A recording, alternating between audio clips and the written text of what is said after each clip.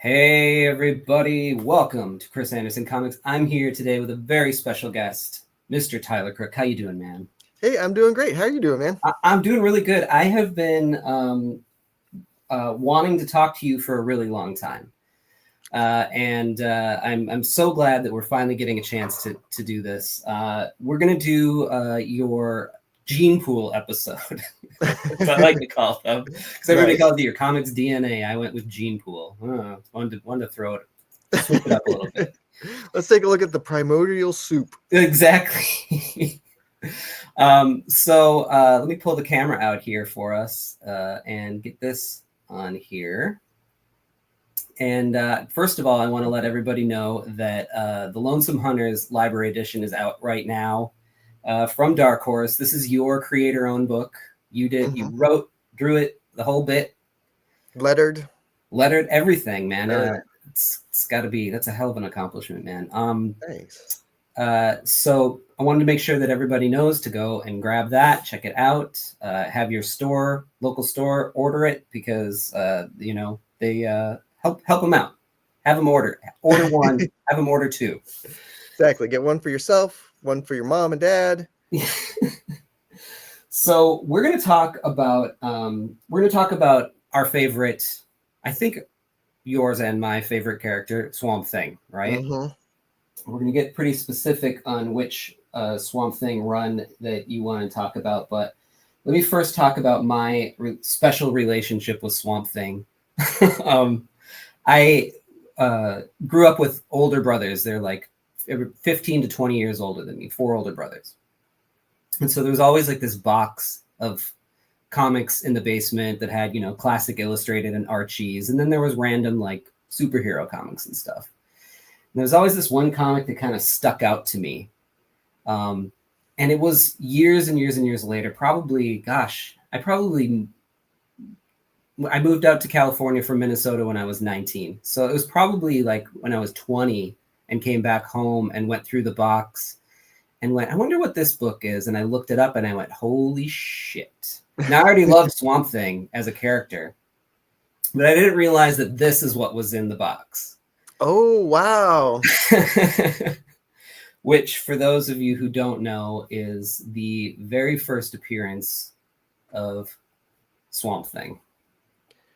That cover is always so great to me too, because it feels like Swamp Thing doesn't look like that inside the book, right? Like, no, he does not. But later, like when Alan Moore takes over, that's when he like starts to look like that again, where he has the nose thing that goes all the way down to his chest.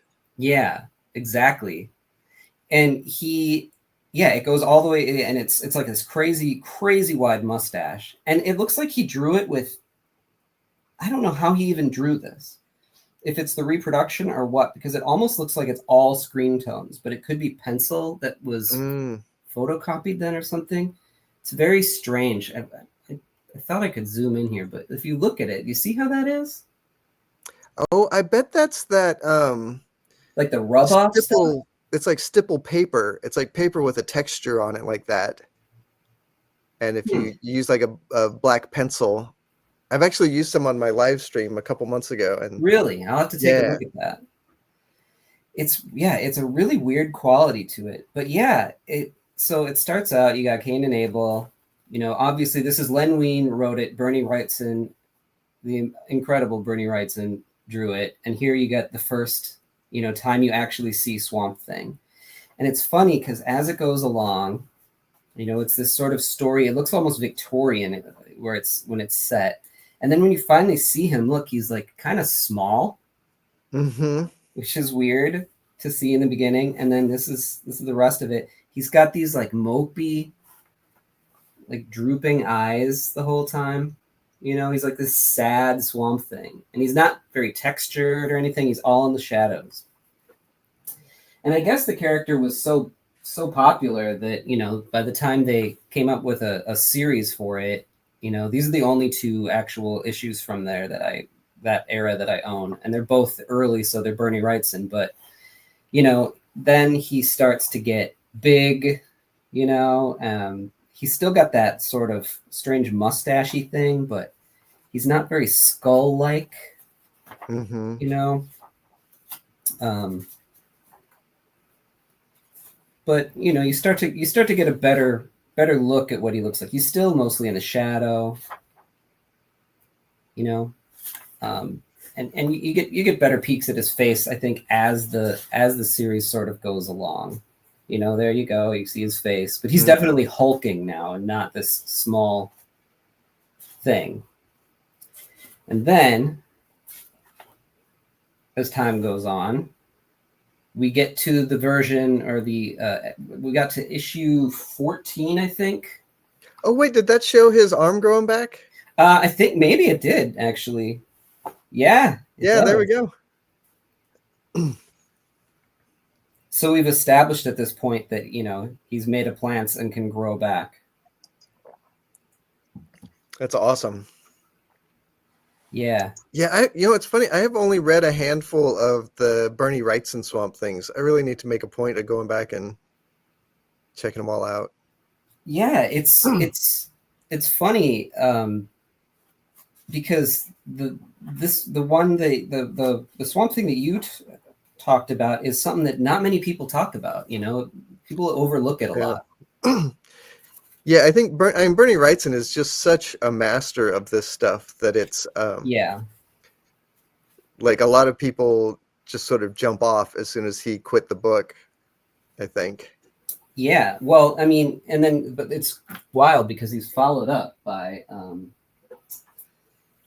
Nestor Redondo, who is here. We're going to be looking at the iPad for it, unfortunately, because I didn't have any of the issues, or the Bronze Age Volume 2 that it's from is out of print now, and so it's like so expensive. Yeah, but I got mine, like, I actually ordered mine just for our talk, and I think I got it from bookshop.org. I found it at a reasonable price. Oh, great. I think it was still, no, I think I got it for cover price, which was $40. Oh, really? Oh, which is still kind of expensive for, you know, a collection like this, but it's great. I'm glad to have it. Yeah, that's good, because everywhere I was looking, it was like in the hundreds. Yeah. So Nestor Redondo has taken over for Bernie Wrightson at this point, and you're going to see like his style changes. So like 1971 is when Swamp Thing was created. At the same time, you have Joe Orlando going over to the Philippines and finding all of these amazing cartoonists that, you know, were undiscovered by American audiences. They were doing the Filipino comics at the time. And we came back with some of the greats, you know, Alfredo Alcala, right? My favorite, Alex Nino, and Nestor Redondo was another of these amazing cartoonists that all have completely different styles, yet at the same time, they're like inking techniques, and some of the little things that they use are related. So they must have all shared a studio or looked at each other's work. It's kind of interesting as you go along. Yeah, I don't know enough about it, but I always just assumed that there was sort of a source of inspiration for all of them. Like not necessarily working together or that they knew each other, but just that they had that same, like, they had some cultural touchstone that they were all sort of jumping off from. Yeah, I mean, there's something that binds them together, yet they are also very distinct and unique. So this is his first issue. We'll take a look at this one. This one's pretty awesome. So we can take a look here. This is, so right off the bat, we're seeing sort of like the scully, creepy face that I'll call it, that Redondo does. Yeah, his nose is very skeletal. Yeah. Sometimes I think that might be a miscolor to show his teeth, because usually that's like he has like wrinkly lips. Yeah, because as you look at other places, it's not as skull-like like that. Yeah. But he definitely doesn't do like the long mustachy thing as much, you know? So And he this does story kind of, what's that? he has like just such a great like he draws the negative space of things way more than he draws like contour lines, it feels Yeah. like. Hmm. Especially on the swamp thing, like you can see like the shadows on his face are what build the forms instead of like outlines building the forms. Yeah, and he doesn't get too noodly, you know. I think he gets more noodly than Wrightson did because Wrightson's was pretty flat on like strangely. Probably as it went along, it got a little more detailed because you know Wrightson's definitely known for being a detail-oriented artist, but he's starting to get more texture here. Yeah. So I don't know about you, but like one of the main reasons I love to draw Swamp Thing is because I get to play with texture.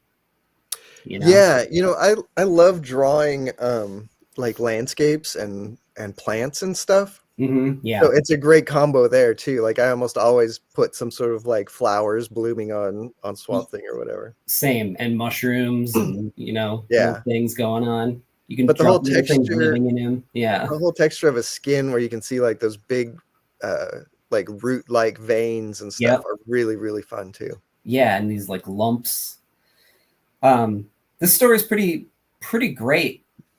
He's just sort of like hanging out in the swamp as he does, as the Swamp Thing will do, and then you get this kid sort of running out of the swamp towards him and running into him, and you can see that the kid is a little bit different looking. There's something different about him. He's got these pointy ears and this face. This inking of the eyes feels like any of the Filipino artists that came out at the time could have inked that. Yeah. It Yeah, I can feels see like that. an Alcala or a Nino line. So that's where the the overlap of them sort of comes, and everything else they're all their own. It's just really incredible.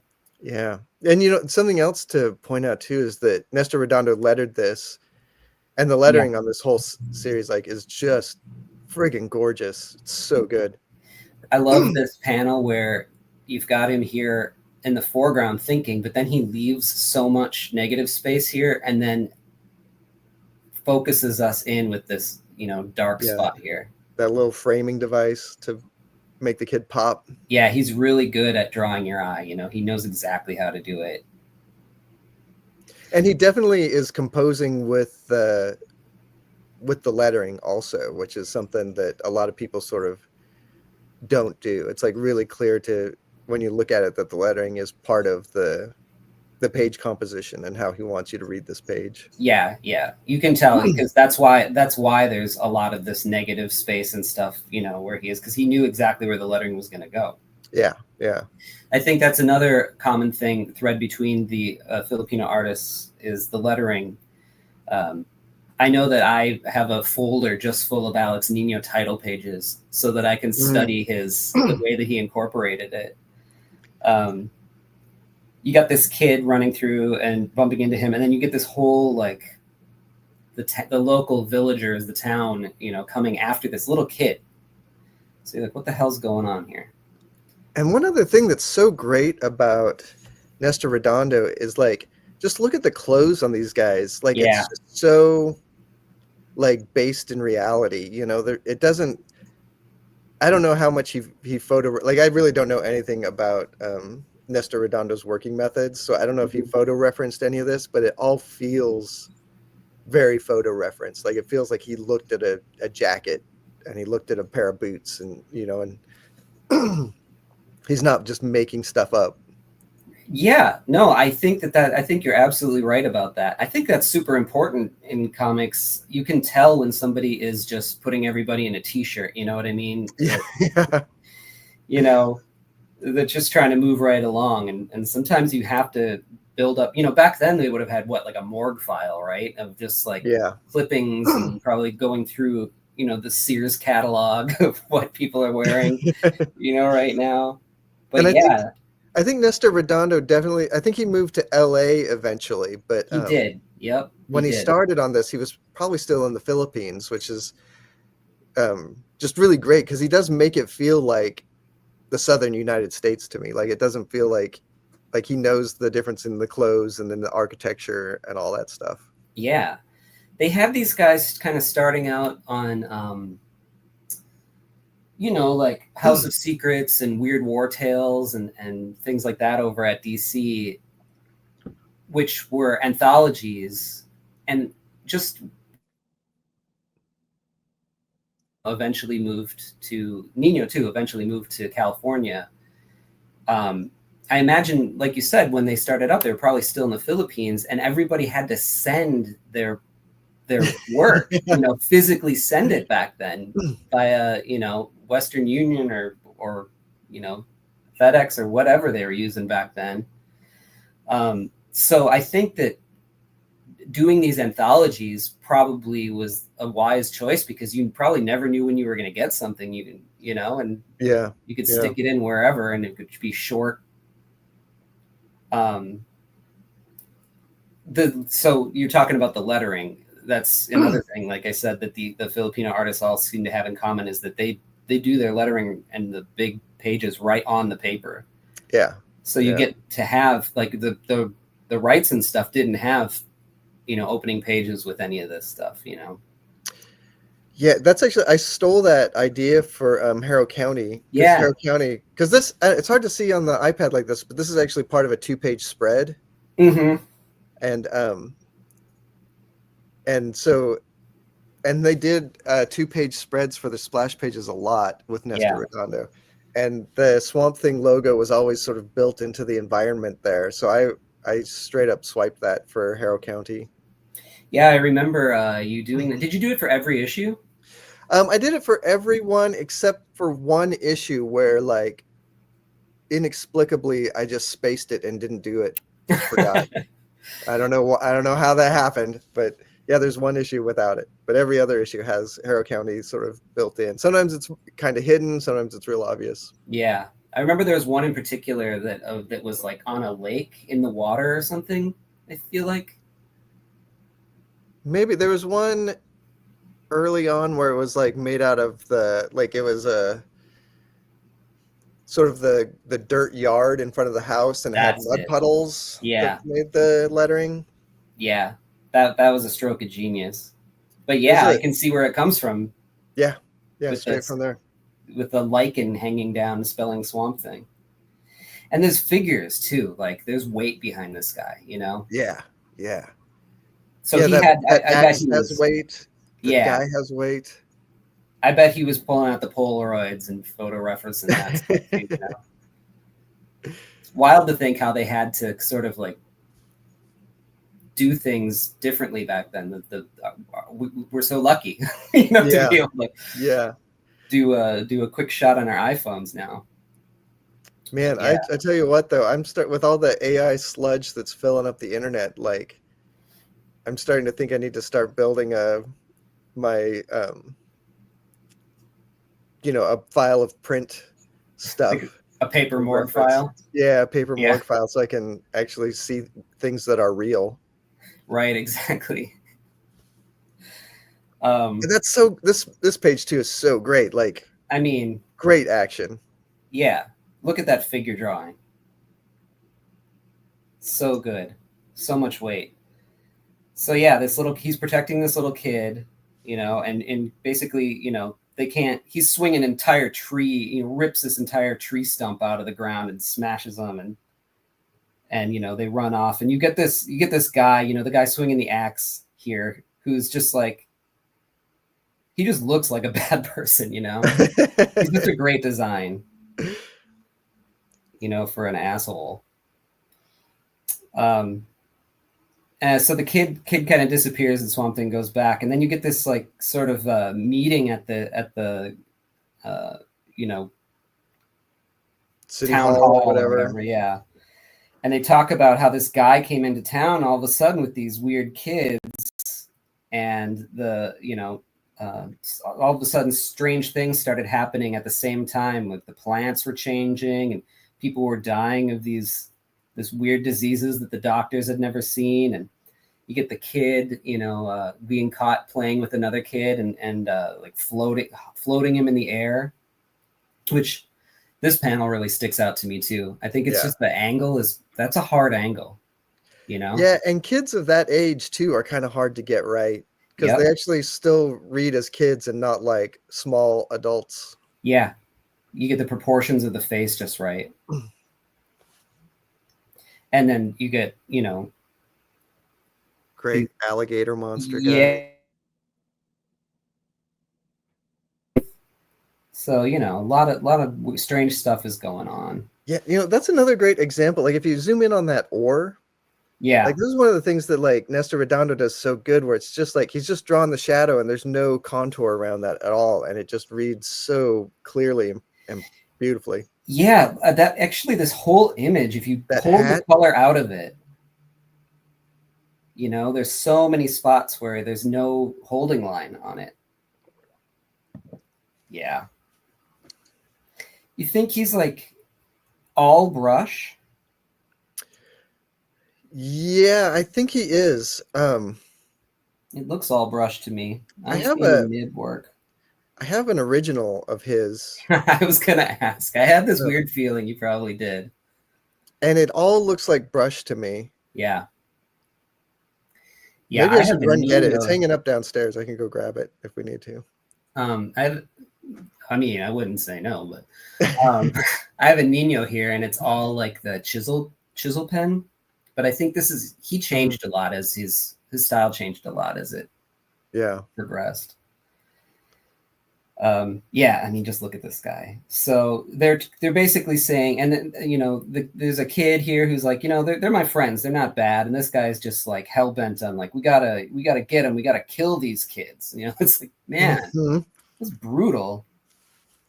And so Swamp Thing's hanging out here in the woods. Here comes one of the greatest images in all of comics too. This one here? No, the next page. Oh, yeah. Okay, so you get this shadow and these mandibles coming up behind him, and boom. So good. Yeah, he gets nailed by this giant ant from behind. It's just so gorgeous, man. Like this page is actually on eBay for years. Really? And hadn't sold. It was like for 10 grand or something. Oh, come on. Yeah. I think it's probably worth it, but I don't. It probably is. It's a splash. It's from a, you know, the original run. It's got all the lettering on it. Yeah. Yeah. I wonder if he pasted it up or if he drew it directly on the. He probably drew it directly on the page, huh? Yeah, I bet. That's amazing. Yeah. And the foliage too, like the way that he does that lost line thing. Yeah, well, and he also is really good at like, you know, even I'm guilty of this where I'm drawing foliage and I just do a bunch of scribbles. Yeah. And he like everything is like very specific and very intentional. And, exactly. like, he's drawing a specific form, and it's not all like lots of times he's making up plants. Like that big pink one up above is just like a made up thing. Like, yeah, but he's giving variety to it. Yeah. You know? When you're doing these like foliage and texture kind of things, you know, there is a time, I think, well, we have to kick it out the door too, and I'm sure he did too, but you start to get subconscious burnout. You don't even realize if it's happening. And I'll even notice that, you know, I'll start very, you know, think like you're drawing leaves, you know, even though it's in the background. And then all of a sudden I'll start going back and forth with my marker or whatever I'm using. And like no, don't do that. That's a no-no. Once I start like going back and forth for my hatching, I'm like, no, it's time to stop. This is not right. Yeah, no, it has to be intentional and it has to be specific. Yeah, take a break, come back to it. One thing I do not know is like I know Nestor Redondo ran a studio, right? And I don't know if he used assistants for any of this. That's a good question. I would love to find out about that. So I don't want to speak completely without having all the knowledge in my head, but I'm pretty sure that he had a studio, that a few of these guys that he brought over, there was another guy before them that brought all these guys over. And I don't remember if it was Nestor Redondo or if the guy who came first kind of was a little shady, where he was bringing these guys to Joe Orlando Mm-hmm. and then taking a cut of their Oh yeah. pay. And I don't remember who it was, but one of these guys was kind of doing that, which was a little bit awful. But you Yeah. know, what are you gonna do? So yeah, he's fighting this ant. He cracks the thing's neck. And then another one, there's a bunch of other ones come, and then he comes and he rips a mandible off of it because Yeah. it's razor sharp. Look at this face. Yeah. Those eyes are terrifying. Those bright red eyes. Like, did he have the red eyes with Wrightson? Or Did did that he have change? the red eyes with Wrightson? I think, the funny thing is on the original cover he had red eyes, Okay, yeah. but I don't think that his eyes were red with Wrightson. Yeah, they were actually. Okay. They were red, but no. Oh wait. Come on. See, Wrightson hardly ever drew the eyes. Oh, come on. Yeah, I guess they were kind of reddish, and then sometimes they were yellow. I don't know if they were trying to play with, like, see, they're yellow here. Oh, interesting. And then sometimes they were red when he was fighting things. Where did I see it? Like, so here, they're kind of reddish. Mm-hmm. So it kind of went all over the place. And so I guess they said, well, let's split the difference and make them red and yellow. Yeah, totally. And I Yeah, think even to this day they are. Yeah, even in these reprints, I think it's a little inconsistent. Yeah. But I think it has more to do with like whether they color the irises or not. Like, Yeah. sometimes those are just straight red, and sometimes they're black. Oh God, I have such a hard time with the coloring in these reprints. Yeah, yeah. I really wish that they would establish a color palette that is less pure color. Yeah. Like they need to do something that mirrors or that tries to mimic the newsprint colors, because all of these colors were dumbed down by the yellow of the paper and by the just the fact that they weren't so vivid. They got darker because they soaked into the paper so much. Exactly.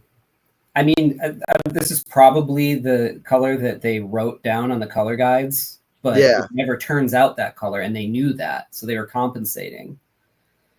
But yeah, gosh, it's hard to look at, and I think it kills the art sometimes for me, which is why I like to try to find the rattiest, cheapest reader copies of anything if I'm going to read it.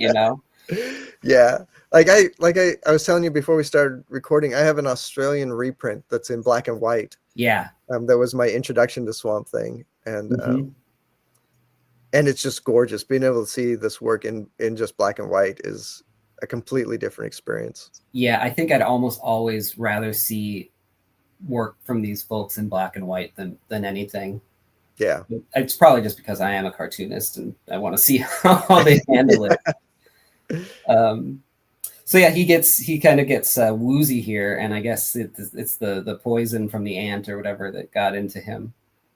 But the kids come and they're telling the ants to stop. So it's not just one kid. There's this whole little family of kids that are this sort of strange and pale and, living in the woods. And they're friends with the ants. The ants are their buds. Yeah. So they kind of take him to this tree house that it's sort of like it looks like it's grown out of it. Like, yeah, it looks like the table and the ladder and everything has been grown out of the tree as opposed to being like carved out or anything. Like, I want this table and chairs. Yeah, for real, right? Like I kind of want to live in this house. I'm not so sure about a wooden mattress, but but that bed frame is pretty sweet. And if it can grow into the floor, even better. Yeah. But oh man, look at that. Such a great face. That good rim lighting on there. Mm-hmm. And the design of these kids, they're just a little off. And I love that, Yeah, like their hands are a little bit webbed. Yep. Yeah, they're not they're just not super out there, but they're like different enough that they feel very alien. When you draw, there's been many times that I've gotten scripts where it's like the character is coming to and sees something, and I'm always trying to figure out a good way to do that, because I don't want to just go into Photoshop and blur my line work. You know what I mean? Mm-hmm. Great way to handle that. Yeah, that's really good. It's like he's coming out of a dream, And again, with him just drawing the shadows on Swamp Thing and so good. Not the contour. That's not an easy thing to do. You can pencil it, and you can spot the blacks and everything, and then erase it, and then it's there, but it's still kind of hard. Yeah, you have to definitely have a sense of like, well, and it's like you have to understand the lighting, and you have to understand how to break it. Like you can see on his ear in that shot, like that ear would be completely in shadow, but he's decided to let some weird fake light hit it just enough that you can see it. Yeah. I'll tell you, man, that thing that people who watch this show know, that my biggest pet peeve in art is when people put that white line around the whole thing. This is the opposite of that. Yeah. I've been very guilty of that. Yeah, I feel like it's something a lot of people picked up in the early 2000s. And yeah, I think it was like one of those things, like with black and white comics, it kind of works better, but in color comics, it doesn't make a lot of sense. No. So we get the backstory of these kids, where this guy goes out in a boat and finds this sort of like, what was it? Like, it's like those guys were dumping stuff. Yeah. In the swamp, and one of the things that they dumped was a box full of these kids. A box full of kids. This story goes really hard. It's very really dark. Really dark. So the guy has these kids, and he starts kind of raising them, and then he brings them out, and of course you can't be different. So the town's kids start throwing stuff at him. And even like just that one panel is like such like great clear storytelling of like exactly what's happening. Yep. And these panels too, I'm trying to imagine this page without the spot coloring on it, where he doesn't have there's no borders on it, so he didn't draw any borders. It was that, and that's designed to tell you that it's a flashback. The colors help doing that too, but to get that in your head as you're working on this, that there's no borders, and this is how he's going to break up the panels. It's just amazing work. And of course, there's radioactive waste. Of course, it's common. So then you get these animals. Yeah, we find out where the other creatures that everyone's complaining about have been coming from, that they're all coming from that radioactive waste. Right, and they're mutating, the plants are mutating, and the kids, they have these powers. This girl in particular can levitate and change the biology of it and form it. And then one day the man dies. Yeah. Which again, look at that. Yeah. Like, come on, man. Man, the coloring on that isn't doing it any favors, though. He completely disappears on that. Gone. He's gone in it. He just looks like part of the wood. Yeah. And it's, small panels, when you have to start drawing small figures, that's when things start to get tough for me anyway. And he just handles it so well, just by like plopping the brush down in these little spots to like indicate form, and just the little shadow under the girl's arm and the shadow under her chin is like, and even the top of her hand that's like more towards us is like blending it, coming completely with her shoulder right there, but it doesn't, like, it still reads perfectly. Yeah, that I see a lot in like Toth, just able to lay that line down just right to indicate so much. It's just so beautiful. And so that that's they've been living out here in the swamp by themselves, and had to bury their father. Meanwhile, back in the town, which is called Prelude for some reason, which kept messing me up. I'm like, what do you mean prelude? This is a story before? Wait, no, it's the town. Okay, got it. The hillbillies here are gearing up. They've got a flamethrower now and guns. So they're not messing with anything. So we he got a good starts Swamp Thing origin thing. Yep, he starts thinking about how these kids are not too dissimilar from him, you know. And you get his origin again, which more will then go on to kind of change, right? Yeah. A little bit. Because right now he thinks that he's Alec Holland. He thinks that he is the botanist scientist who was messing with strange chemicals and fell into the swamp and became Swamp Thing. Truth is, he's like, or not truth is, later it becomes with the Alan Moore stuff that he's like the soul of plants that confusingly melded with the idea of Alan. It's very confusing. I have such mixed feelings about that. Like I actually only read the Alan Moore stuff kind of recently, like in the last 4 or 5 years. And because I just never really, I'm so like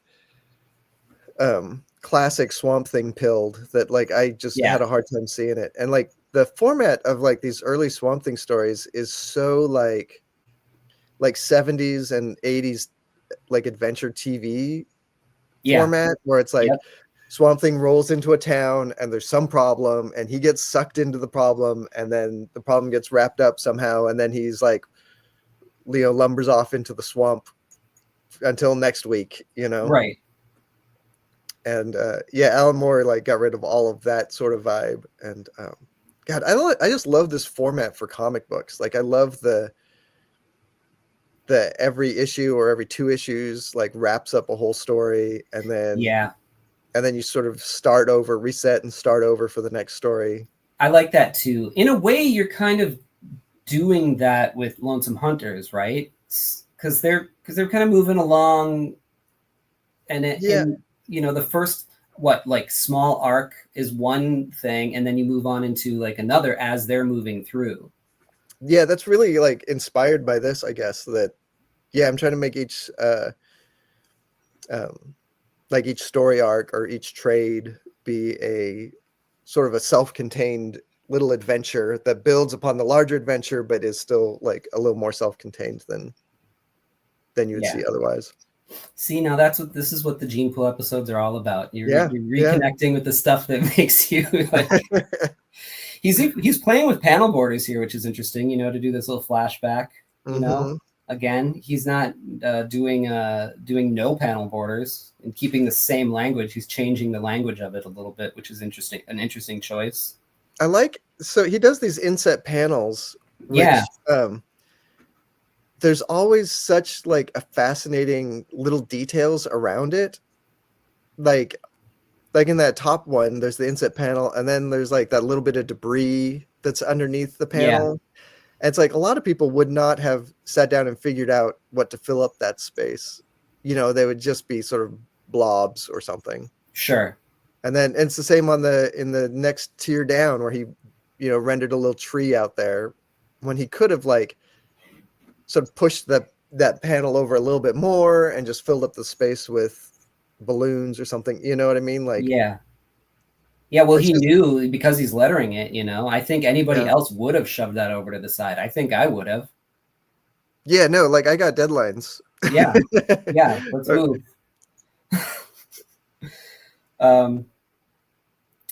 So let's see here. So, you know, they're becoming fast friends here, and you know, this kid is coming to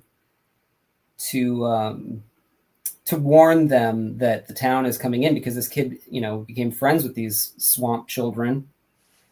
And the kids are kind of telling Swamp Thing about how, you know, it happened. And he's like, wait a minute, that cylinder has this radioactive stuff. This might be my ticket to turning back into Alec Holland. Show me where it is. Which I love. I love the way science works. Yeah. Nature is beautiful. I really like that about comics. You know, I am a science buff. I like to think I know a lot about science, but when it comes to comics, I want it to all be a bunch of BS. Yeah, it needs to be all be vibes. It's fine.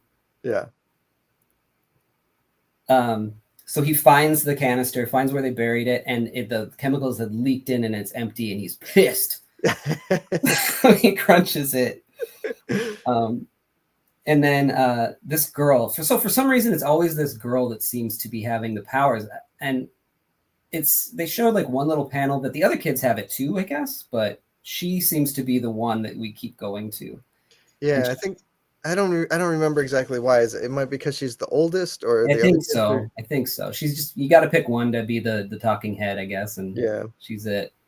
And here you get to see her like little webbed hands, just so cool. Yeah, I like this character a lot. I like this character like a lot, and I kind of want to see more stories with these kids. So she senses that someone's in pain, and so they go running off again. Look how he spots them, the small figures in the black, to draw your eye to it. And all of them in a really distinct pose. And then you've got boom, boom, boom, these 3 shots of them. You have the medium close-up of Swamp Thing here, and then the close-up of his butt as he drops the canister, and then a close-up of the canister in the same spot. And he's using the same, I don't know, it's not like the exact same shot, they're just slightly different, and the size only changes a tiny bit, because he's sort of doing that timing gag. Yeah, but he's not doing the straight timing gag. Yeah, the camera's still moving a little bit, and it's like sort of pulling out or something. Well, it sort of goes in and then out. It's a cool choice. I like it a lot. And it's hard to do for me. Mm-hmm. I don't know about you, but the little characters and stuff, it's just giving him that weight and everything, and he's just filling it in around him, hitting him with the right light. So the town has come in. They're torching the poor ants, and the treehouse is on fire now. Love that fucking gut kick. Yeah. So yeah. That's right, Bucko, still alive and kicking. Womp. Boom. Yeah, that's great. So they're trying to light Swamp Thing on fire, but as if anybody who's ever tried to build a fire in a damp area, it doesn't catch. Yeah. So he kicks the guy into the thing, and it starts leaking here. This is great. This comic is really great. It's like perfect comics almost. For me anyway. No, same here. Like it catches and just boom. Destroyed by his own weapon. Oh man. But you start to hear screams coming from the tree house, because the kid ran to warn them. He was in the tree house when these, hillbillies came in. And oh yeah, and the kid is the mayor's son or something. Yeah. The kid is the mayor's son. So, this lynch mob comes to take care of it, and it's too hot for anybody to get in there. But this kid has an idea. They'll have to do it together. They team up, and he climbs up. God, it's such a great image of her riding on his shoulders like that. Very heroic. Looking at this stuff on the iPad just to be able to do that isn't so bad, I guess. Yeah, that's kind of nice actually. And so God, this kid is just classic kid from the 70s. Looks like he could have been in like a Hot Wheels comic or something. Yeah, for reals. Or he could be selling grit. Yeah. In one of the ads. Yeah. It's such a great juxtaposition between the two on the left. So yeah, she's able to control the fire and get him in, and she's really straining to do it. And he's like, you can't bring both of us down for some reason, because he's a hulking guy. I don't know why. Yeah. But pulls him down, and just the place just lights up, and she's gone. She burns to death. Yeah. And it's so sad. These kids lost, you know, their dad, and now they lost their sister to these, you know, terrible people. And, you know, the mayor's like, I'm so sorry to the kids. You're not the monsters that we thought you were. And the kid's like, Pa, Seth and Jeremy don't got no home now. Can they come and live with us? And he was like, well, naturally, I'd be pleased as punch to share my home with these fine young lads. Well, son, I just don't think that the neighborhood would understand. Yeah. So, like, the community hasn't learned a lesson from it. And he says, but we'll build them a nice little cabin all their own right outside of town. Damn, so these kids, like, they still can't win. They're still pushed into the... Yeah, and I love how Swamp Thing is like, well, my work here is done. Yeah. Yep. All in a day's work. Just nothing to see here. Back to the swamp. Yeah. And then this little end thing that he did, these amazing letters, you know, for the next issue. That's a really awesome issue, and it's really cool to see like the change when it jumps over from. Who wrote this issue, by the way? Do we know? I don't remember. Ooh, it's not Len Wein, I don't think.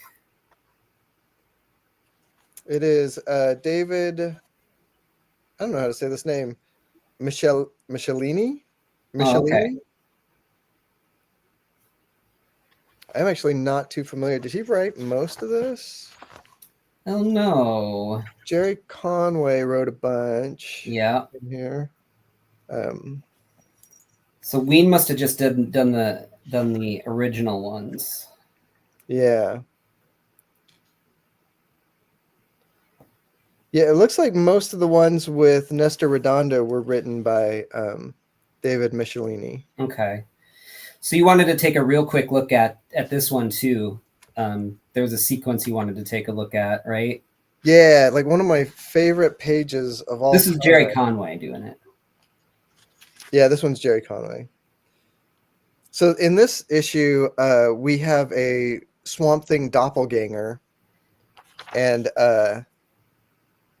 yeah, like there's a 2-page spread here where it tells the story, and like both, like the first page is framed by Swamp Thing's figure, and then we have the like flashback sort of inside of his body, and the next page is the back of Swamp Thing, while we get the rest of the story. Oh yeah, so here he is growing his arm back. Yeah, and that's just like, man, that's like, this is one of those pages that like reprogrammed my brain. And you know, half of it is just the idea that like you get your arm cut off and then the arm would grow back an entire new you. Yeah. And that's like just so great. And it's just so beautifully rendered. I love Swamp Thing's like little skeletal hand as he's reaching out and like it's growing back. It's so weird, right? Yeah. And the way he has his like fist against his head is just so gorgeously rendered. I mean, this is something to really study, you know? Yeah. The way that he did that. And like I said, I imagine that he probably penciled it in fully and then found the shadow. Would you guess? Yeah, that would be my guess for sure. On his originals, like you just cannot see any pencils. Maybe he lightboxed it then. He might, or he just penciled with, you know, with the really hard lead, so it was really light and easy to erase. Do you lightbox in ink? I have been on my current project. You find it okay? It's not strange at all? It is a little bit strange. But part of it is like I have like my process is just so dumb. Like I ink pages twice, basically. Yeah. Like I'll lightbox my pencils and I'll ink everything with a burnt umber ink. And then I paint over the top of that, and then I go back in with black ink at the end and sort of reinforce selective lines.